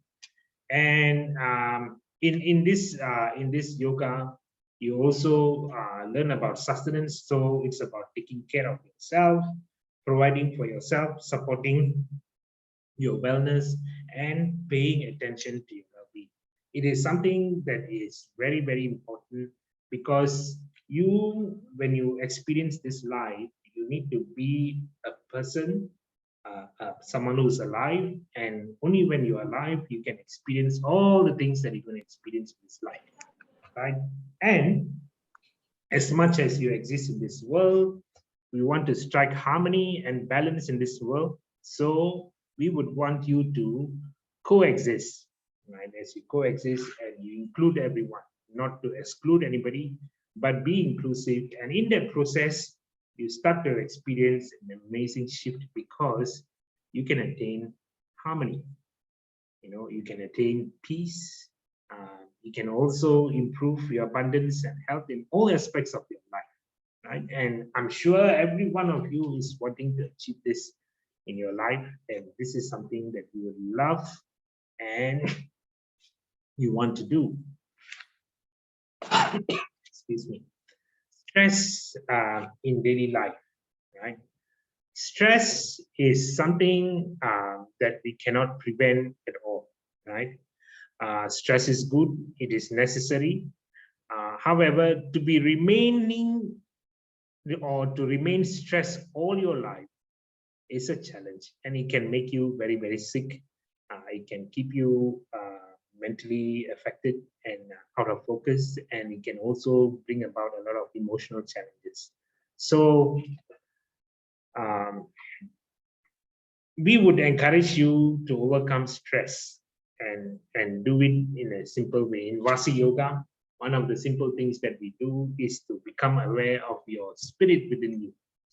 The spirit within you is a unique entity that you cannot see, but you experience. It is much powerful than your body, because if you don't have your spirit, you're no more alive. Yeah. And because you're no more alive, you cannot experience anything in this world. Right? There's, a lot of people say that, spirit, as a spirit, you can experience this and that. You can only experience anything in your life when you have your spirit in your body. Otherwise, there's no other way to experience this. So you got to be very, very mindful and be aware that you take care and of your body, so that you can exist in this world and experience all the things you want to experience. Okay. Now, the spirit, your spirit is also a unique entity, because it is keeping you alive because it loves you. Okay. Your spirit is keeping you alive because it loves you. How do you know that it loves you? Okay. Very simple. Think about your heart beating. Okay. It is functioning. It started beating the time you got conceived and till now. So however old you are, whatever age you may be, your heart is functioning, and you would have gone for many holidays, yeah, but your heart has never taken a break, even while you're sleeping. Have you ever thought about that? Now, think about this. What happens if your heart comes and tells you, hey, Saravana, I'm going to take a 1 minute break. You take care of the heart for a while. I just go for a little break and I come back. What will happen? That's the end of Saravana. Yeah. So remember, you need to have your heart functioning all the time. And this heart is also functioning. It's not being prompted by some machine or something, but it's being kept active and pumping and doing all the work that it has to do by your spirit. Right? And why the spirit is keeping your heart functioning? Because it loves you. That's all. As simple as that. If it doesn't love you, it would have stopped a long time ago and said, oh, this person is such a nuisance and so much of a problem. I don't want to deal with this person. I would have let you go. But it didn't, despite all the stress that you go through in your life, despite all the challenges that you may have, it is keeping you alive. Yeah. And because it's keeping you alive, the only way you're going to honor your spirit is through gratitude and love. Yeah, give a lot of gratitude and love to your spirit. So I'm going to teach you a simple exercise that you can do. And this is, place your hand on your heart. Okay, so make it like a butterfly. Okay, and place it on your heart. And take a deep breath.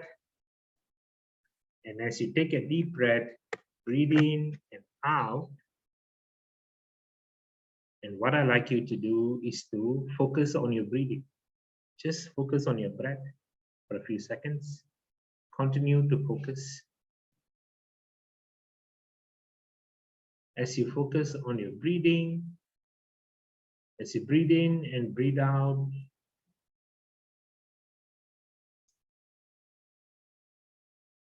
repeat infinite love and gratitude in your mind. Infinite love and gratitude.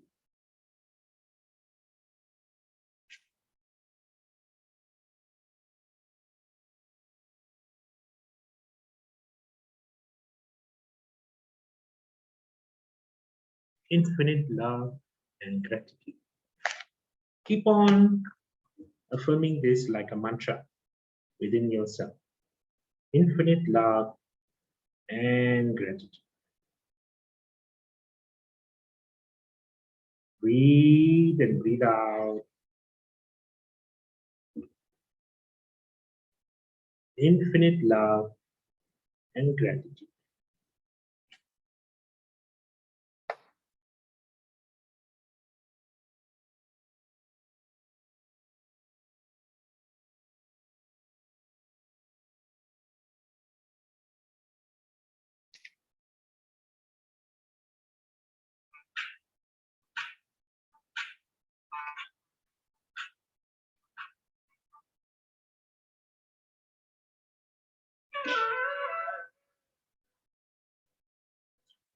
Breathe in and breathe out. Infinite love and gratitude. Now, as you affirm this, notice what are the shifts that are happening in you. Feel them.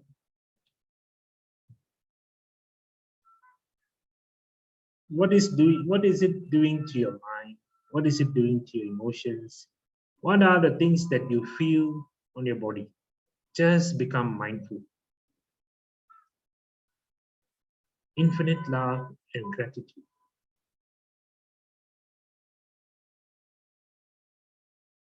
Great. Now you can gently open your eyes. And I'm sure you feel some relaxation, a sense of calm and peace. And if you are feeling this calm and peace, yeah, show me a thumbs up. You know, you can just activate your thumbs up or a heart or something. Yeah. Wonderful. Yes. Yeah. So I'm glad that this is helping you. I just want to go a little further to explain to you about your conscious mind and how it processes. You see, there are two parts to ourselves, like the iceberg theory: the conscious, the subconscious, unconscious, which is deeper within yourself, which is your operating system, is your program. And this program is something that is always moving you and making you do things that you always do. Okay, the subconscious mind processes about 400 billion bits of information per second. That makes up your mind. Yeah. So sometimes when you're looking at the conscious mind, you know, you're thinking that, oh, this is the whole person. No, there's much deeper. It goes right deep within you, and the what that you have deep within yourself is 90% of your mind. Yeah, 90% of your mind. Mahesh, I think you raised your hand. Do you have a question?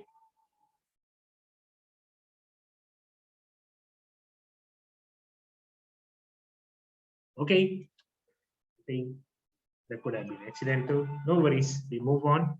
So this mind is constantly operating you in the way like a computer does, right? Like you have the Windows 10. The Windows 10 is the latest, or Windows 360, that operates you and helps you to do what you have to do. Now, when your mind is using the operating system, this mind is pre-programmed. That means whatever that you have inherited and experienced in your past as a child, 0 to 7 years old, it determines your evolution.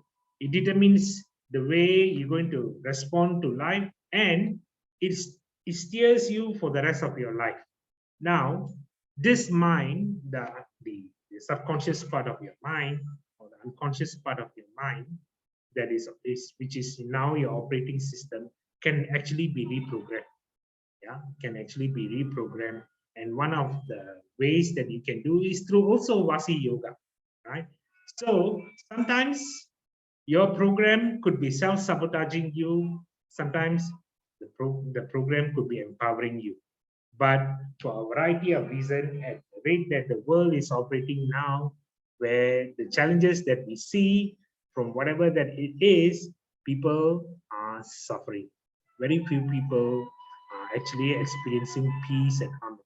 More and more people are experiencing a lot of suffering because of their program, their operating system, which is self-sabotaging them.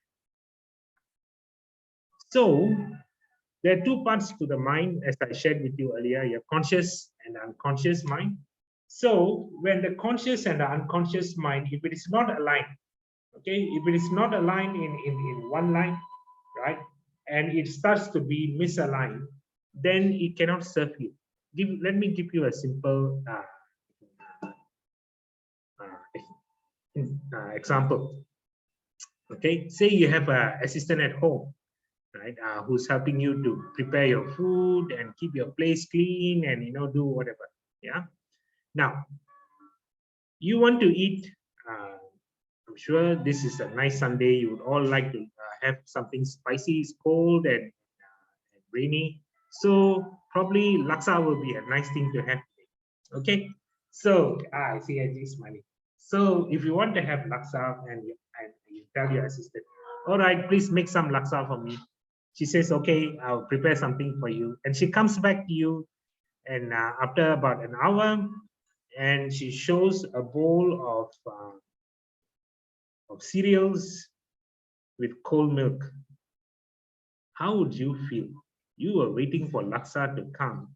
You hear all the noise and all the preparation that was going on in the kitchen, and suddenly the bowl comes to you, and you are now seeing the laksa. Instead of seeing the laksa, you get a bowl of cereals with cold milk.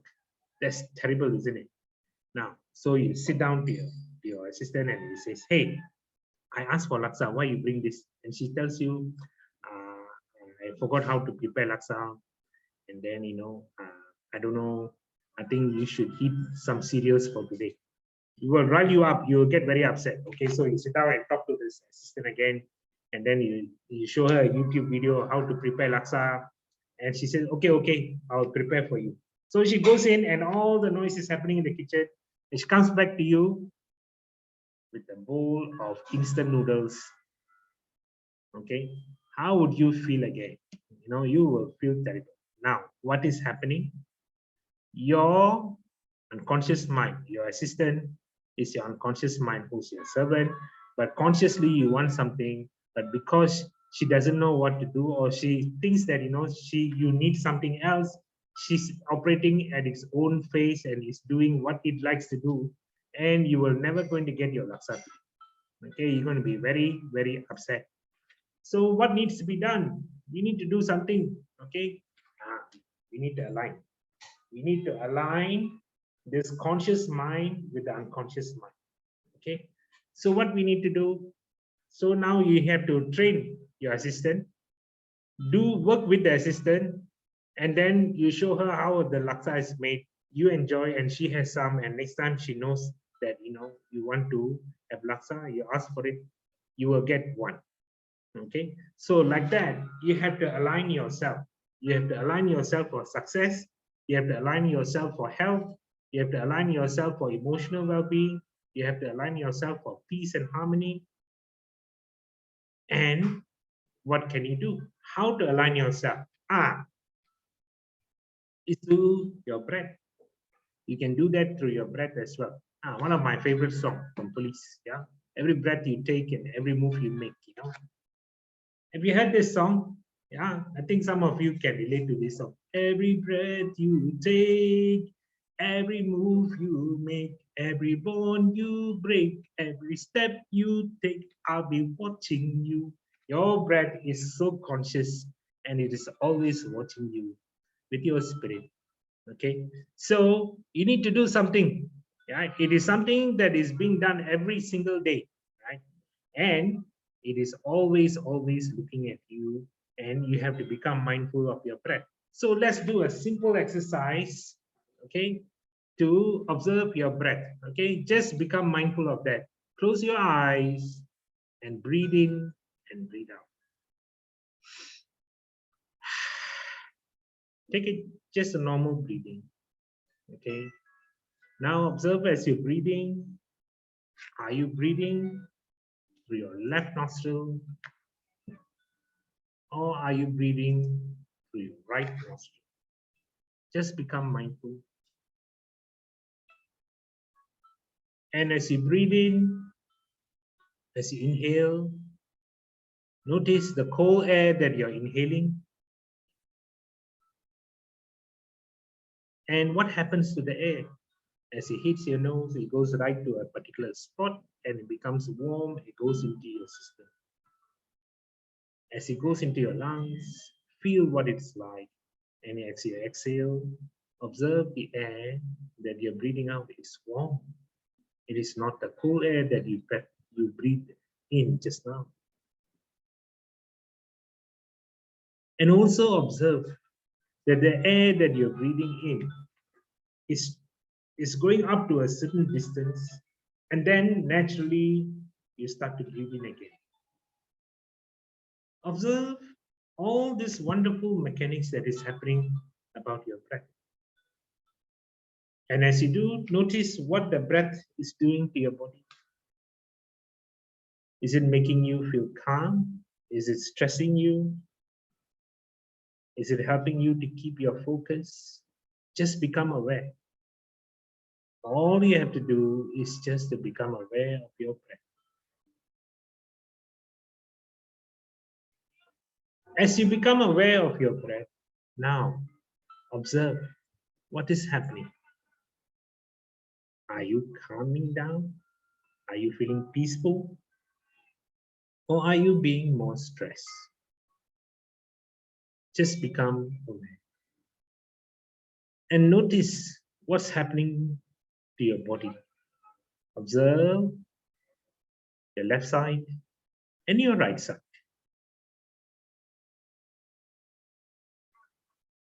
Is it relaxed? Is it tense? Is it tight? Is it easy? Observe what it's like.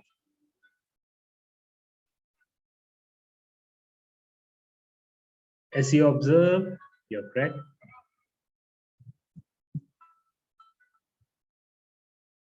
now notice it.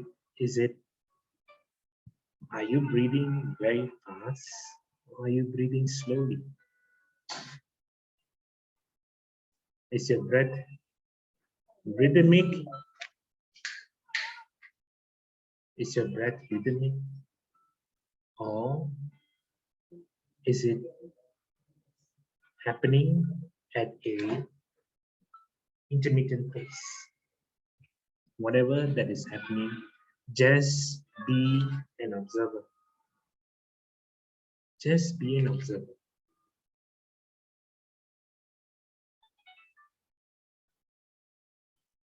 Breathe in again and slowly breathe out.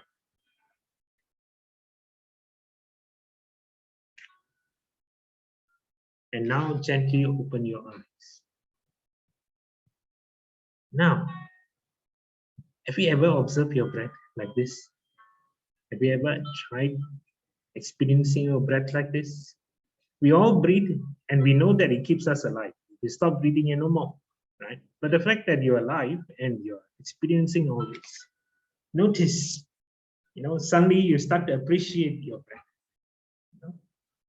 You notice that your breath is something so powerful. It is so methodical. It does all the things it has to do. It's not just simply breathing in and out and that's all, that's done with it. No, it does more than that. It has the power to impact the whole of your body, mentally, physically, emotionally, and spiritually. Okay. So,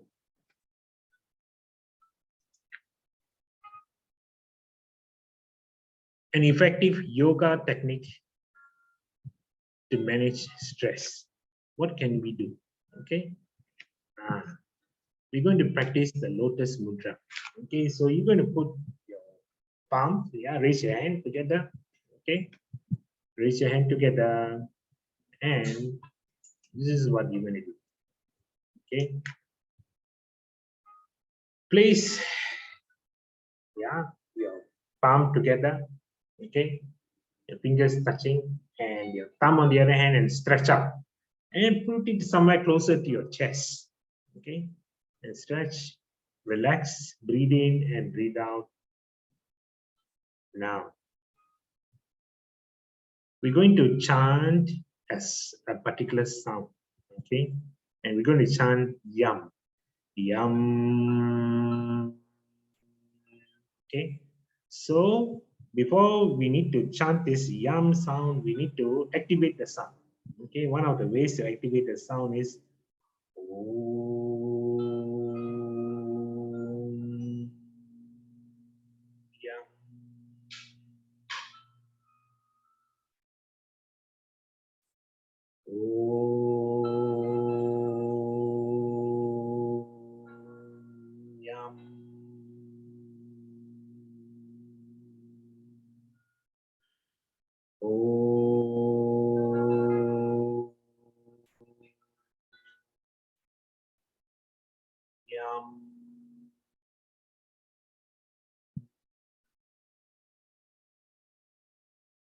As you chant, observe what is happening to you, because this mudra, the Lotus Mudra, actually helps you to develop the feelings of love, compassion, kindness, and affection towards each other.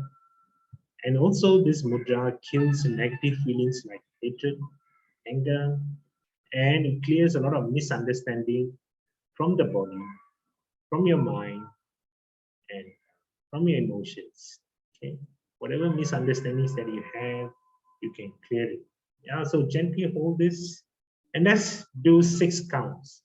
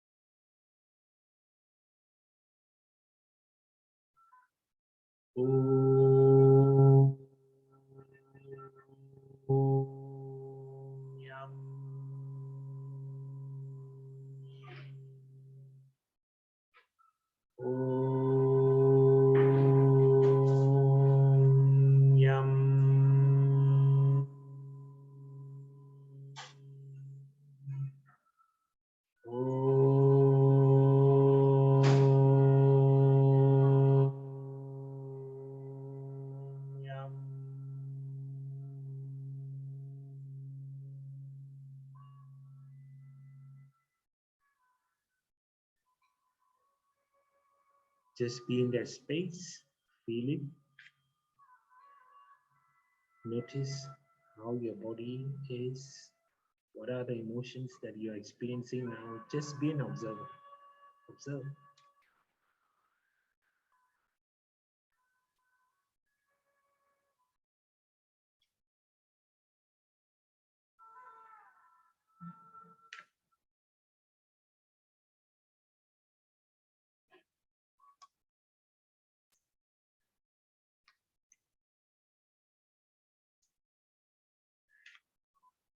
Take a deep breath. Slowly, slowly breathe out and become aware of yourself.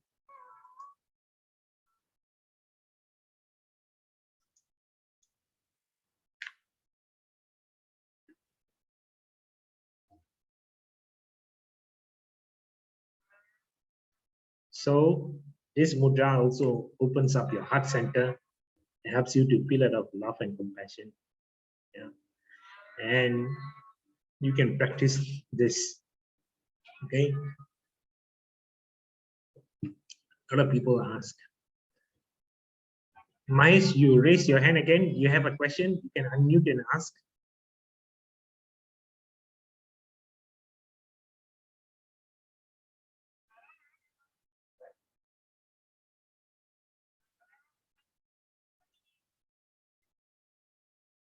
Okay. Okay. Maybe I'll take that raised hand as a hands of blessings. Okay. Raise your hand and they bless. Okay. So that's wonderful. Okay. All right. She says there's a problem with her phone, but it's okay. It's okay. Now, you can also ask yourself some questions. Okay. When you ask questions, automatically your mind starts to answer. Okay. Now we're going to go into the next phase and show you the next slide. Now, the power of positive thinking. A lot of times we use affirmations and we keep on affirming, but sometimes we don't get much results. Okay. However, there's something called affirmations. Okay. They are forming something. Affirmations are very interesting exercises that you can do yourself. Okay. If you ask yourself, when you're under stress, you ask this question, all why my life is like that? Why am I going through all this problem? Why am I so upset, angry? How can I not make so many friends? You automatically start to feel very depressed and very upset. Okay, why? Because of all that negative questions that you're asking, and these questions will start to give you answers. Your mind will automatically answer all the things that it wants to answer for you being in a negative state. So what can you do? Yeah, okay. So you can start to form yourself, forming by asking simple questions. How can I pave the way for more money? And ask yourself what it feels like. Why am I so happy? Observe. How can I manifest all the good things that I want in my life? Okay. What am I focusing on? Some questions that you ask, and automatically your mind will start to respond. Our life is always moved by the kind of questions that we ask. We initiate a lot of actions within ourselves by asking questions. So if you ask empowering questions, you get empowering solutions. If you ask disempowering questions, you will get a lot of problems and challenges. They continue to pile up, right? And because they are piling up, they're going to keep your life very, very stressed. Okay. So ask yourself important questions and try. Okay, try asking a formative question. Okay, now we're going to do another simple exercise where we're going to do a simple technique that will help you to reduce your stress immediately. One of the things that you can do is called the wave. Okay, the wave. And what is this wave? Okay, it's as simple as this. You just gently rub your head. Okay, give yourself gentle rub over your head. It's like somebody comes, like your loved one comes and gives a gentle rub on your head. Okay, a gentle pat. And it feels good, isn't it? Especially when my mom does it on me. I feel so nice. When my wife does it on me, I feel so good. And sometimes when my daughter does it on me, that she'll come and do this on my head. And I feel so good. So try this. Take a deep breath. Okay. Close your eyes and just focus on your breath for a while. Whatever stress that you had experienced or whatever goodness you're experiencing now, gently rub, pat down. Okay. If your hands feel tired, use your other hand. Gently rub it down. Gently rub it down.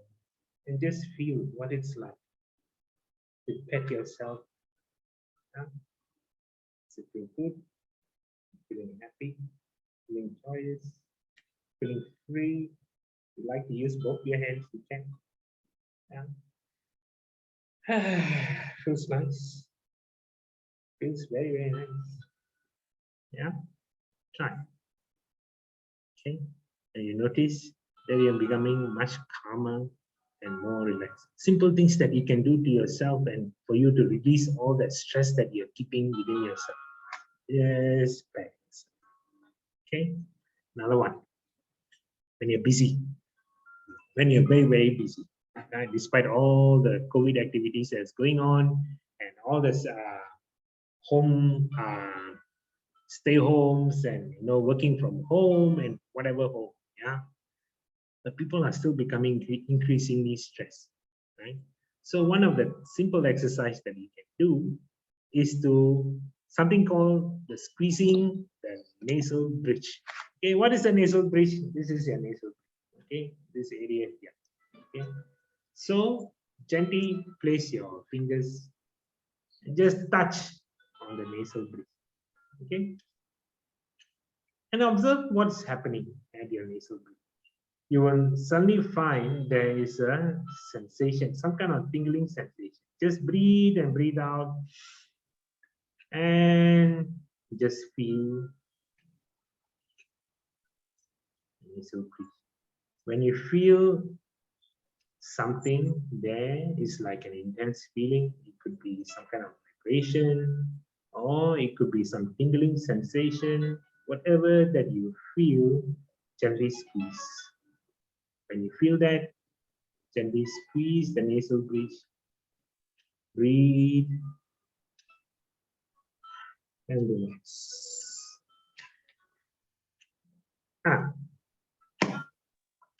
Okay.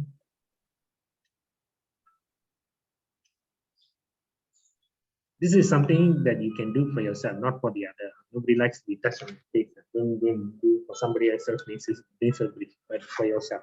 Okay. Just gently touch.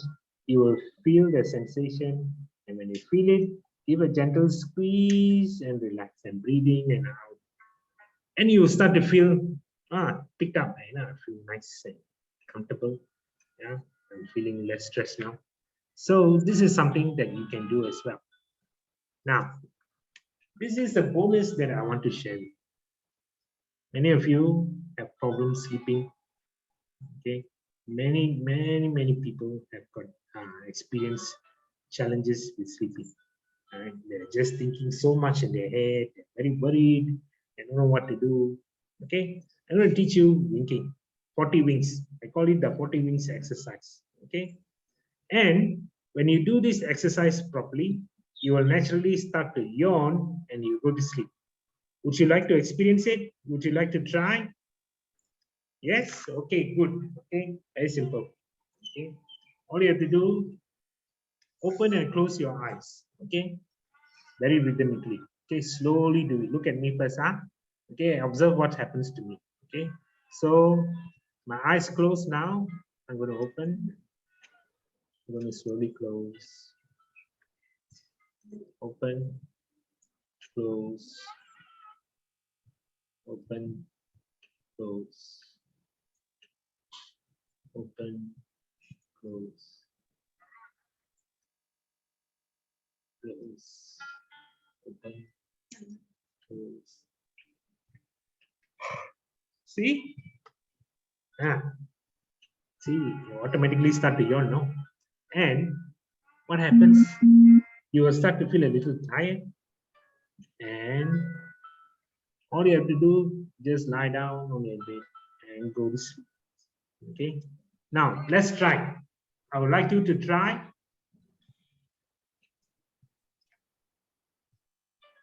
Breathe in and breathe out. Okay? And gently, eyes closed now. Okay, eyes closed. Slowly open and gently close. Breathe in and breathe out. Just observe your normal breathing. Open and close. Open, eyes, close. Open and close. Open and close. So open and you close your eyes.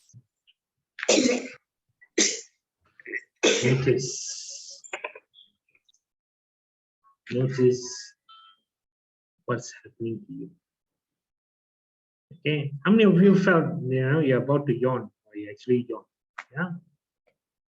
Yeah, thumbs up if you have. Yeah, good. Okay, so this does work and it does amazing thing. You don't need sleeping pills. You don't need fancy stuff to help you sleep. Okay, just open and close your eyes. Simple exercise, and that rhythm, doing it rhythmically, gently opening and closing your eyes will naturally help you to reduce that stress. Now, I also shared with you affirming infinite love and gratitude. Right? Just now you tried it earlier. When you affirm within yourself infinite love and gratitude, what you are doing is actually you are giving that love and gratitude to yourself. Everybody wants to be loved. Everybody wants to be appreciated, right? But if you expect this love and appreciation from someone outside you, you will never be satisfied, because not everybody will love you forever. Okay, not everybody will love you forever. They will be upset with you.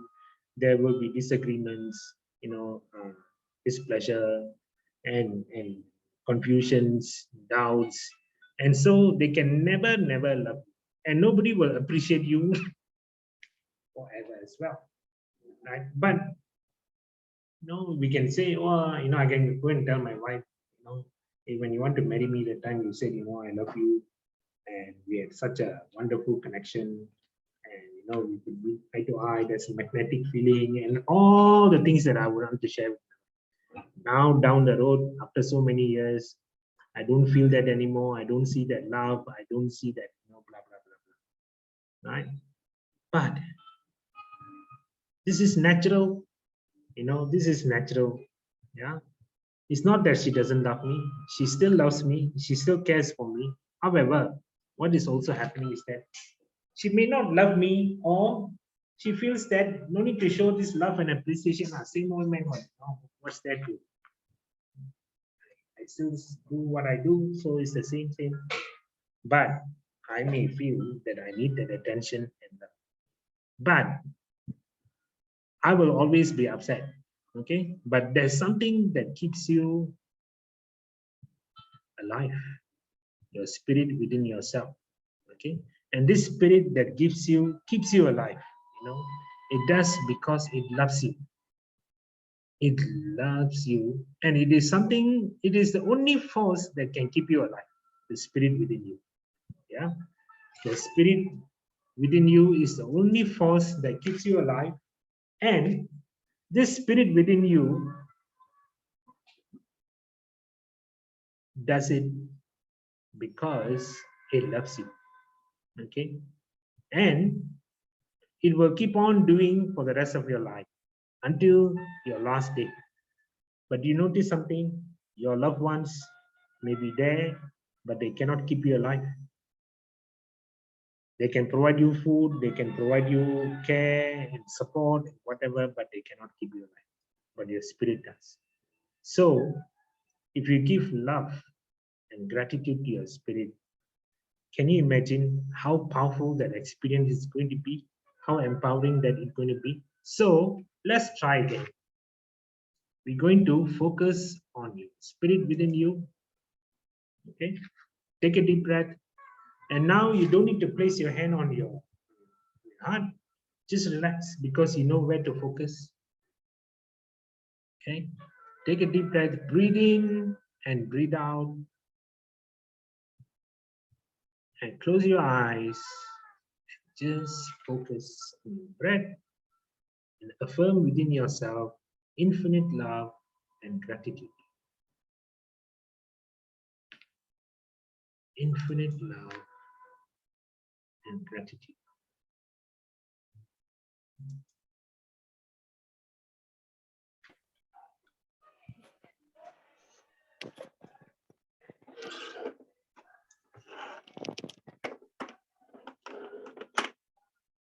Infinite love and gratitude.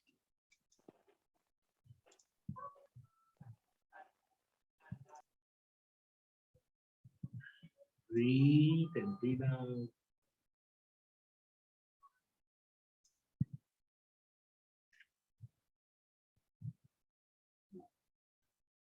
Infinite love and gratitude.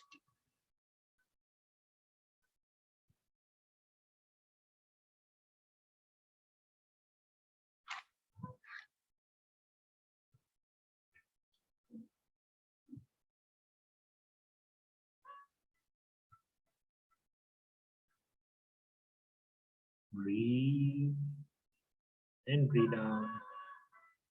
Infinite love and gratitude. Just feel this love and gratitude. Feel it for your spirit that's deep within you.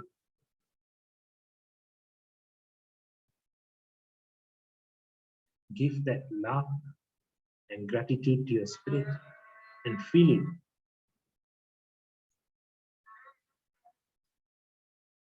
For so many years, it has supported you, It has nurtured you and kept you alive and gave you all the experiences that you have been experiencing because you are alive. They may be good, they may be bad, but focus on all the good things that has happened in your life. Infinite love and gratitude.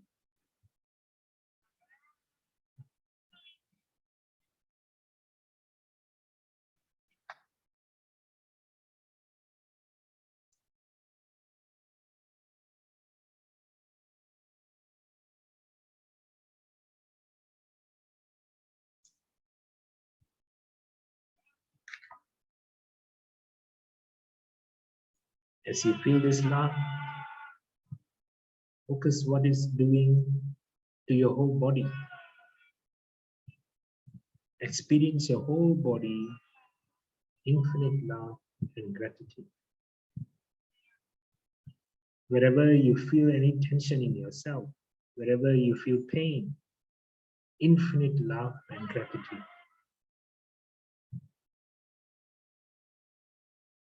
Wherever you feel ease and you feel happiness, you feel sense of calm and harmony in your body, infinite love and gratitude.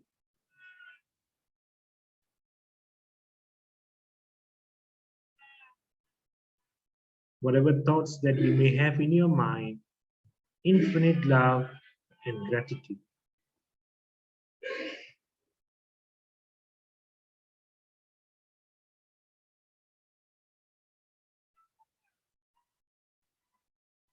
Whatever emotions that you may be experiencing now, infinite love and gratitude.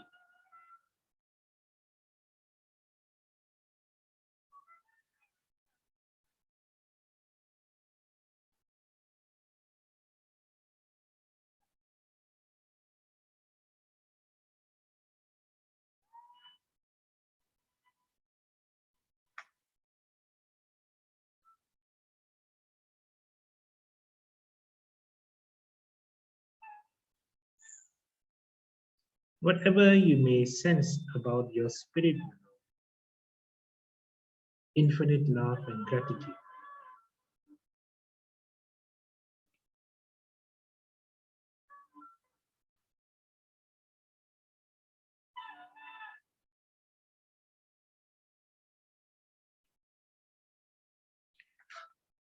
Think of all your loved ones. Infinite love and gratitude.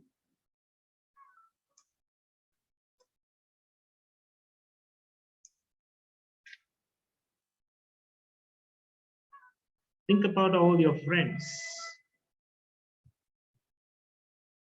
Infinite love and gratitude. Breathe and slowly breathe out.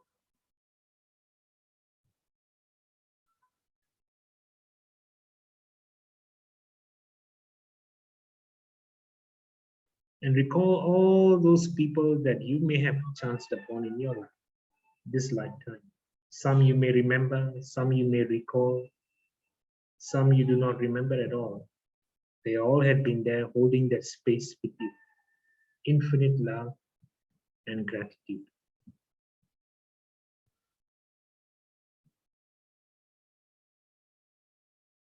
Breathe, slowly breathe out.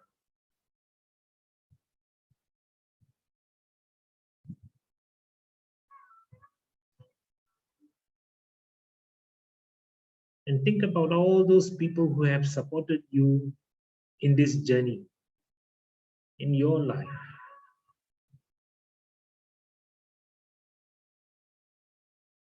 Infinite love and gratitude. Breathe, slowly, slowly breathe out.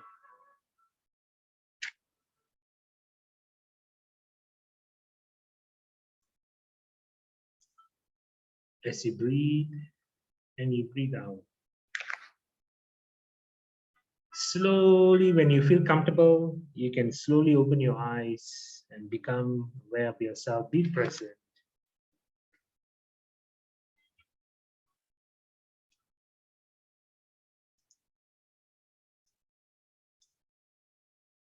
Okay. So we have come to the close of our session. What you experienced today are some of the exercises that you can do through Rasi Yoga. You need to know more about it.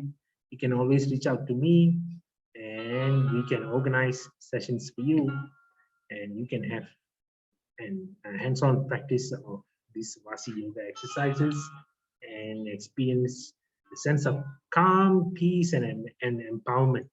Right? Good. Any questions? If you like to ask, please unmute yourself. You can ask any questions. I'll try my best to answer.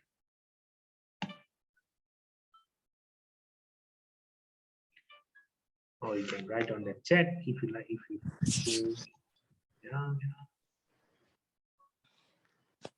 Dr. Sarah, Yes. and this is Hannes. Anis, yes. Good morning, everyone. Yeah, just now when you're patting the head, is it okay if you have, for example, I wear my tudung and I want to pat it without touching my hair? Yes. Can. You can do it if you are wearing a tudung on yourself. You can still gently rub. You still have the same benefit. Yeah. Okay, thank you. Benefit. Yeah. And then just now with the lotus near to your chest, right? Yes. Can you meditate? Like for me, I meditate something else, or must I follow exactly like what you said? Oh, you can actually do that posture, and when you do that posture, right, you can also meditate on anything, right? Just holding that, you can meditate on love, or just keep your focus on breathing, right?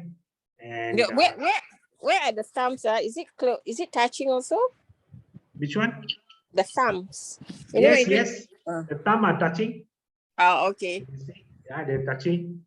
Your pinky fingers are touching, and then the rest are open, right? So okay. Like, yeah. Okay. Thank you very much. Yes, that's all. Thank you. Right. And also, why we say the Om and Yam is basically to activate the vibration. Every mudra has got a certain vibration and a certain sound. When you say it, when you practice the mudra with that particular sound, you also get a maximum benefit, right? Om is just a sound that is universally used. It is also used in all the different faith and cultures. The only thing is that they sound a little different, right? So yeah, you can use this mudra and use all this with the mantras or the vibrations and experience full benefit. Yeah. Okay. Anybody else? Any questions?